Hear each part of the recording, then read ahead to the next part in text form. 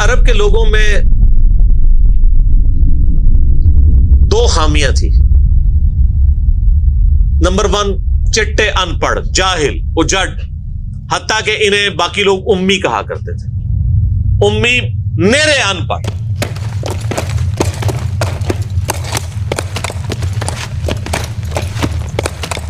دوسری خامی تھی کہ یہ لوگ آپس میں لڑتے رہتے تھے، خاندانوں کے خاندان ختم ہو جاتے تھے. پانی پینے پلانے کے اوپر جھگڑا ہوا ہے تو 10 سال لڑائی ہو رہی ہے.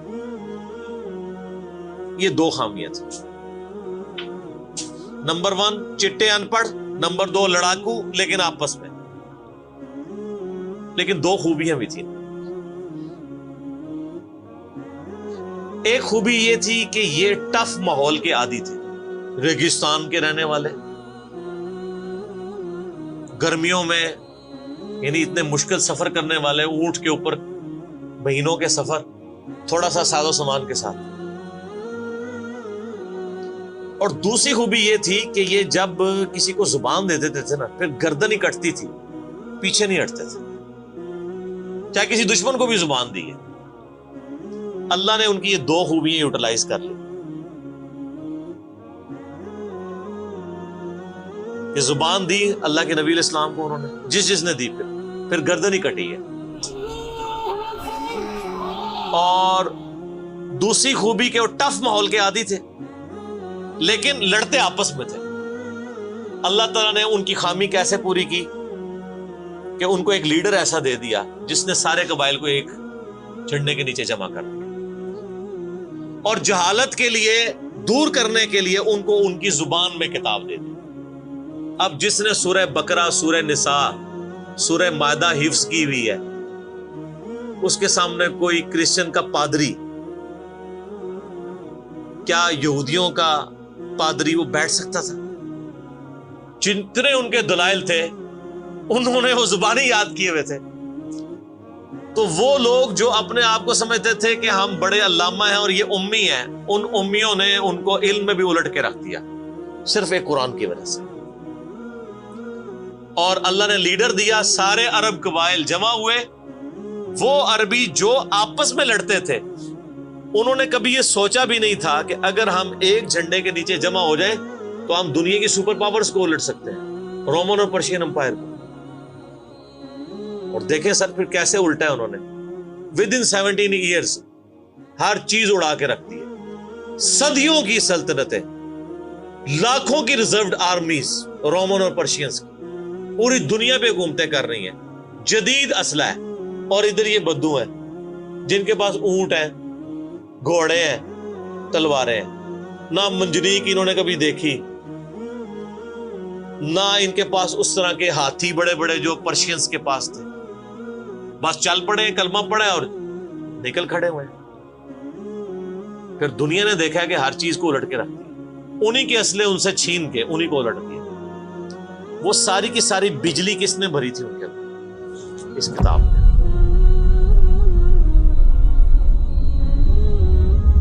یہ کتاب تھی. کتاب پڑھتے تھے، ایمان تازہ کرتے تھے. جہاد کا کیوں ذکر ہے اتنا قرآن کے اندر؟ کیونکہ اللہ نے ایک ایسی امت اٹھانی تھی جس نے تلوار کے زور پہ اکھاڑنا تھا رومن اور پرشین. ہم مانتے ہیں کہ اسلام تلوار کے زور پہ پھیلا ہے، لیکن یہ تصویر کا ایک رخ ہے. تصویر کا دوسرا رخ یہ ہے کہ جو بدماش صدیوں سے دنیا پہ حکمران تھے اور لوگوں کی رعایا کا استحصال کر رہے تھے، اپنی رعایا کا، ان پہ انہوں نے اتنے ٹیکسز لگائے ہوئے تھے. ان کو اکھاڑنے کے لیے کیا میٹھی میٹھی باتیں چاہیے تھی؟ طارق جمیل صاحب کے لیکچرز نے رومن اور پرشین امپائر اکھاڑنی تھی. یہ تو ان لوگوں کے لیے مسلمان ہو چکے ہیں. بدماش کب اپنی پوسٹ چھوڑتے ہیں؟ ان کو پھر اسلحے کے زور پہ ہی اکھاڑنا تھا. اور پھر اللہ نے صحابہ کرام کی تلواریں مسلط کی ان کے اوپر. جب اکھاڑ دی، فریڈم آف ایکسپریشن مل گیا، پھر معاملات سیدھے ہو گئے. اس زمانے میں بادشاہ کا دین رعایا کا دین ہوتا تھا. اگر کوئی رعایا کہے نا کہ میں بادشاہ کے دین سے الگ ہوتا ہوں، قتل ہو جاتا تھا. آپ پتہ عیسائیت کیسے پھیلی ہے؟ یہ تو سارے بت پرست تھے. کانسٹنٹائن 2 جس کے نام پہ قسطنطنیہ شہر تھا جو بعد میں مسلمانوں نے فتح کیا، سلطان محمد فاتح نے، ٹرکی والوں نے اس پہ ایک فلم بھی بنائی ہے، اردو ڈبنگ کے ساتھ ہے، ایک ہی نشست میں آپ دیکھ سکتے ہیں 2.5-3 گھنٹے کی. جو فلمیں دیکھتے ہیں ان کے لیے، مولویوں کے لیے نہیں. تو اس نے وہ قسطنطنیہ فتح کیا، پھر اس کا نام استنبول رکھ دیا. وہ کانسٹنٹائن 2 جو تھا وہ کرسچن ہو گیا تھا. چونکہ وہ کرسچن ہوا تو پوری رعایا 3 بر اعظموں میں پھیلی ہوئی وہ کرسچن ہو گئی. ایسے کرسچینٹی پھیلی ہے. تو رعایا کو وہی دین رکھنا ہوتا تھا جو حکمران کا ہے. پہلے حکمران بت پرست تھا، عیسائیوں پہ ظلم ہوتے تھے. بعد میں جب حکمران ہی مسلمان ہو گیا، اس زمانے ظاہر عیسائیت اسلام کا ہی نام تھا، تو سارے پیچھے اس امام کے. یہ بڑا خطرناک معاملہ تھا. دوسری طرف پرشین جو ہیں وہ آتش پرست تھے، ان کے نیچے آتش پرستی کا دین چل رہا تھا. تو یہ پھر ضرورت تھی کہ فریڈم آف ایکسپریشن دیا جاتا. اسلام نے تلوار کے زور پہ ان کو اکھاڑا، ان کی بدماشیاں ختم کی، اور ایسی ختم ہوئی کہ بخاری مسلم کی حدیث ہے، نبی علیہ السلام نے فرمایا ان قریب کیسر ختم ہو جائے گا، پھر قیامت تک کوئی کیسر نہیں ہوگا. ہائے ہائے ہائے سر، یہ پروفیسیز اللہ کی تائید کے ساتھ ہی کوئی دے سکتا ہے. ان قریب کسرا ختم ہو جائے گا، قیامت تک کوئی کسرا نہیں ہوگا. دیکھ لیں 1500 سال ہو گئے ہیں، نہ رومن امپائر دوبارہ بنی، نہ پرشین امپائر دوبارہ بنی. حتیٰ کہ اب تو وہ کانسیپٹ ہی ختم ہو گئے، ملکوں والا کانسیپٹ آ گیا. اور اس زمانے میں یہ بات کرنا ایک ایسے شخص کا جس کے اوپر ایمان لانے والے گنتی کے لوگ ہوں، بہت بڑی بات. اور اللہ نے پھر اکھڑوایا. اور آج فریڈم آف ایکسپریشن ایسا ہے کہ آج تلاوت ہو رہی ہوتی ہے تو ٹرمپ بھی بیٹھ کے سن رہا ہوتا ہے. کیوں؟ حالانکہ وہ کرسچن ہے. فریڈم آف ایکسپریشن آ گیا. آپ جائیں امریکہ میں، آپ کسی مارکیٹ میں مسلح ڈال کے نماز پڑھے، کوئی آپ کو منع نہیں کرے گا. الٹا آپ کے ساتھ سیلفیاں بنا رہے ہوں گے کہ یہ کیا ہو رہا ہے. تو پہلے کوئی سوچ سکتا تھا کہ فرعون کے سامنے کوئی نماز پڑھتا؟ جادوگروں نے ذرا سی بات کی، ایمان لے کے آئے تو میں تمہیں سولی دے دوں. تو یہ اسلام اس دور جدید کا خالق ہے. اور یہ دور جدید کو تخلیق جو اسلام نے دی ہے وہ قرآن کے ذریعے. ایک علامہ وحید الدین خان صاحب ہیں انڈیا کے، 90+ ان کی ایج ہے. انہوں نے کتاب لکھی ہے اسلام دور جدید کا خالق. اسی ٹاپک کو ایڈریس کی، کمال کی کتاب ہے وہ، اور پڑھنے سے تعلق رکھتی ہے. آپ گوگل سے اس کا PDF بھی ڈاؤن لوڈ کر سکتے ہیں. چھوٹی سی کتاب ہے. انگلش میں بھی ایک کتاب لکھی ہے، گاڈ رائزز، خدا ابھرتا ہے. خدا پھر جو ابھرا ہے نا جی قرآن کے ذریعے. خدا کو تو خیر مخلوق کی ضرورت نہیں ہے، لیکن مخلوقات نے جو تماشا بنایا ہوا تھا نا، اس تماشے کو ہمیشہ کے لیے اللہ تعالیٰ نے اپنے پیغمبر امام اعظم سیدنا و مولانا محمد رسول اللہ صلی اللہ علیہ وآلہ وسلم کے ذریعے شرک کا خاتمہ کر کے قیامت تک کے لیے جو دین اسٹیبلش کیا اس کتاب کے ذریعے. اب یہ کتاب قیامت تک نبی علیہ السلام کا معجزہ ہے. یہ کتاب ہے سر جس نے دنیا پلٹ دی. اور یہ وہ کتاب ہے جو ہم صرف اپنی بچی کو جب رخصت کرنے لگتے ہیں نیچے سے گزارتے ہیں، ٹھیک ہے، اور چوم کے غلاف میں رکھ دیتے ہیں. اس سے زیادہ اس قرآن کو ہم کوئی اہمیت نہیں دیتے.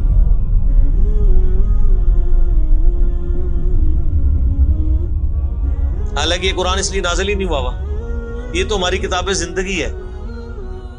لیکن ماشاءاللہ ایسی سازش اسلام کے خلاف کی ہے، کافروں نے نہیں، مسلمانوں نے پوری نیک نیتی کے ساتھ جنازہ نکالا دین کا، اور ایک سلوگن دے دیا، قرآن نہیں ڈائریکٹ پڑھنا گمراہ ہو جاؤ گے. قرآن میں بڑی بڑی مشکل چیزیں ہیں، اس کو ہاتھ نہیں لگانا. یہ یہودی بات کرتے تو ہم کہتے ہیں یہ اللہ کے دشمن ہے.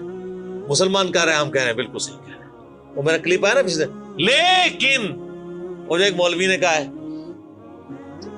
تو وہ اسلام 360 کے اوپر جو اس نے حملہ کیا ہے، تو میرا کلپ بھی اس پہ ریکارڈ ہوا ہے. تو پہلے تو لوگ کہتے تھے یہ ہمیں باتیں کرتا ہے، اب تو ویڈیو میں لوگ ریکارڈ کرا رہے ہیں کہ جی قرآن ڈائریکٹ نہیں پڑھنا، آپ گمراہ ہو جائیں. اچھا، آج تک آپ نے کبھی نہیں سنا یہ کہ فلاں مولوی کی کتاب ڈائریکٹ نہیں پڑھنی، آپ گمراہ ہو جائیں گے. یعنی مولوی کڈا سیاڑا ہے کہ اس کو طریقہ پتا ہے کہ میں نے بات کیسے سمجھانی ہے، اور اس کو ایسی کتاب لکھنی بھی آتی ہے جو گمراہ نہ کرے. اور اللہ کو ایسی کتاب نہیں دینی آئی کہ جو گمراہ ہونے سے بچا لے. قرآن میں کہاں ہے کہ یہ گمراہ کرتا ہے؟ وہ تو اللہ نے ٹانٹ کیا کہ جو قرآن پہ ایمان نہیں لاتے وہ گمراہ ہوتے ہیں. جو ایمان لے آئے اور بات مان لیں وہ کیسے گمراہ ہوں گے؟ یہ تو تعریف کی ہے انہوں نے. تو اس کتاب نے جناب دنیا کی کایا کلب کی ہے، اور اس کا ٹیسٹ آپ تبھی فیل کر سکتے ہیں جب آپ عربی جانتے ہو تھوڑی بہت، یا پھر اگر آپ نے اردو میں ٹیسٹ لینا ہے تو آپ مولانا مودودی رحمہ اللہ کا ترجمہ پڑھیں، وہ اسی سوز و گداز کو ٹرانسلیٹ کرتا ہے اردو کے اندر۔ میں نے ابھی تک کسی اور بندے کے ترجمے کو نہیں دیکھا کہ جو ترجمے تو بڑے لوگوں نے کیا، احمد بریلوی صاحب نے، شریف تھانوی صاحب نے، ان دونوں کے ترجمے تو ویسے ہی وقت کے ساتھ ختم ہو گئے اس لحاظ سے کہ اس میں تو کئی الفاظ جو ہیں وہ پرانی اردو کے ہیں، ہمارے نئے بچوں کو تو سمجھ نہیں آتی یہ لکھا کیا ہوا ہے۔ ہم نے کئی سنگتیں ہلاک کر دی، سنگتیں پتہ کسے کہتے ہیں؟ نہیں پتا۔ کئی امتیں، انہوں نے امت کا ترجمہ سنگت کیا، اس زمانے میں وہ چلتا تھا، ٹھیک ہے۔ آج کل اگر آپ اعلیٰ حضرت کا یہ ترجمہ رکھیں تو لوگوں کو نہیں سمجھ آئے، لیکن مودودی صاحب نے چونکہ لیٹسٹ اردو میں ترجمہ کیا اور پھر وہ سوز و گداز ٹرانسفر کیا۔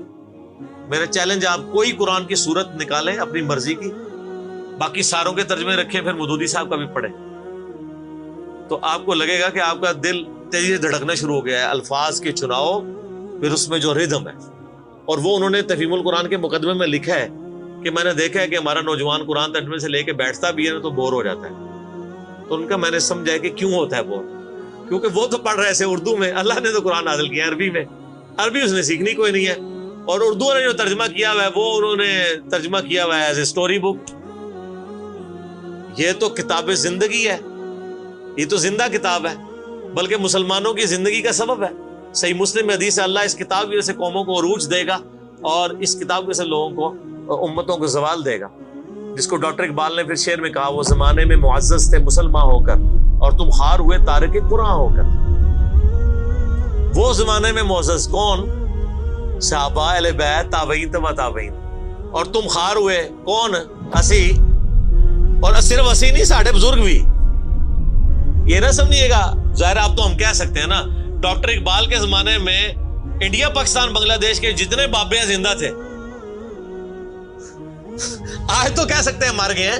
ڈاکٹر اقبال جب یہ شعر کہہ رہا تھا تم خار ہوئے تارک قرآن ہو کر، تو وہ خار احمد بریلوی صاحب، اشرف تھانوی صاحب، یہ سارے لوگ زندہ تھے اس وقت، تو انہی کو ہی کہہ رہے تھے نا۔ حتیٰ کہ قرآن کے ترجمے کو بھی گناہ سمجھا گیا، یہ تو بہت بعد میں ترجمہ ہوا ہے، پہلا ترجمہ شاہ ولی اللہ دہلوی نے کیا۔ پہلے تو لوگ کہتے ہیں قرآن کا ترجمہ کرنے کی ضرورت نہیں ہے، اور یہاں لوگ کہتے ہیں بزرگوں کی بڑی خدمات ہے۔ ہم پوچھتے ہیں 1000 سال سے بزرگ یہاں بیٹھے ہوئے ہیں، کسی ایک بزرگ کا قرآن کا بخاری کا ترجمہ مجھے دکھا دیں کہ جی یہ سلطان بہو نے دیکھے جی قرآن کا ترجمہ کیا، یہ جی داتا صاحب نے بخاری شریف کا ترجمہ کیا۔ کیا انڈیا، پاکستان، بنگلہ دیش کے لوگوں کی زبان عربی تھی؟ فارسی تھی نا، تو کسی بزرگ کو توفیق نہیں ہوئی ہے کہ قرآن کا فارسی میں ترجمہ کر دے۔ اتنا بڑا چھکا میں نے مارا ہے کہ قیامت تک یہ روئیں گے۔ آندہ کو کہنا بزرگوں کی خدمات ہیں، ہمارے پرائم منسٹر صاحب بھی کہتے ہیں نا جی وہ فرید الدین گنج شکر کی بڑی تعلیم۔ فرید الدین گنج شکر صاحب نے کون سا قرآن کا ترجمہ کیا؟ اگر کسی نے قرآن کا ترجمہ ہی نہیں کیا، بخاری مسلم کا ترجمہ ہی نہیں کیا، وہ کیا خدمات کرتا رہے؟ وہ اپنی تعلیمات دیتے رہے۔ صحیح غلط اس کا فیصلہ ہم نہیں کرتے، وہ تو پھر میں اور طرف چل پڑوں گا۔ صرف جو خدمات والا ڈونگ رچایا ہوا ہے نا وہ میں آپ کو بتا رہا ہوں۔ جتنوں کے مزار بنائے ہوئے آپ نے، کسی ایک کا ترجمہ دکھا دے قرآن کا، تو یہ پھر انہوں نے جان بوجھ کے سیاست کی اسلام کے نام کے اوپر، اپنی باتیں کرواتے رہے۔ سر ان کو پتا تھا قرآن کا ترجمہ ہو گیا، سورہ زمر اور سورۃ الانعام اگر اردو میں آ گئی تو بابوں کو کس نے پوجنا ہے؟ سر بخاری کا اگر ترجمہ ہو گیا تو ساروں نے تو رفع الیدین سے نماز پڑھنی ہے، بابے سارے بغیر رفع الیدین والے نے۔ یہ وجہ تھی کہ بڑی ہوشیاری ہے انہوں نے، یہ نہ سمجھو پولے سمجھے، بہت ہوشیار سمجھے۔ اور دیکھ لینا پھر اب رزلٹ سامنے آ گیا، جدھر ترجمے ہوئے ہیں وہ کہنا نہیں پیو دادے تے ایتھے ہاتھ بندہ سی، اے ایتھے بندہ ہے، تو رزلٹ نکل آیا نا۔ اسی لیے بزرگ جو کام کرتے ہیں وہ حکمت سے خالی نہیں ہوتا۔ ہاں انہوں نے بڑی شیاری دکھائی ہے آپ کے ساتھ، لیکن اللہ کا وعدہ ہے هو الذی ارسل رسولہ بالہدی ودین الحق لیظہرہ علی الدین کلہ۔ قرب قیامت سے پہلے دین کو غلبہ ملنا ہے، غلبہ بابوں کے ذریعے نہیں ملنا تھا، اسی کتاب سے، جس کتاب نے پہلے غلبہ دلایا۔ اب آج دیکھیں بچہ اینڈرائیڈ فون کھولے ہوئے ہے، کوئی آیت آتی ہے ترجمہ پڑھ لیتا ہے۔ تو سر یہ خدمت تو پھر انہوں نے کی ہے نا اسلام کی۔ اچھا یہ اینڈرائڈ فون کس رحمت اللہ علیہ نے بنایا تھا؟ وہ کہتے ہیں بزرگ تے دنیا ہی کلپ کر دے نگاہ مار کے. وہ بزرگوں نو لے آؤ تے ٹھیپا موبائل نیچے چلا سکتے. آپ مجھے بتائیں میں کسی بزرگ کو قبر سے نکالوں اور اس کو یہ موبائل چلا لے گا؟ آپ کا بچہ چلا لیتا ہے. اور کسی کا اگر اتنا ایمان ہے نا بزرگوں کے اوپر, تو آج والے بزرگوں پہ بھی ہے. تو میں نے ان کو بڑی دفعہ مشورہ دیا ہے کہ بزرگ جو جناب دنیا چلا رہے ہیں, تو میں ان کو کہتا ہوں آپ کو بزرگوں کے ساتھ جہاز پہ بٹھاتے ہیں.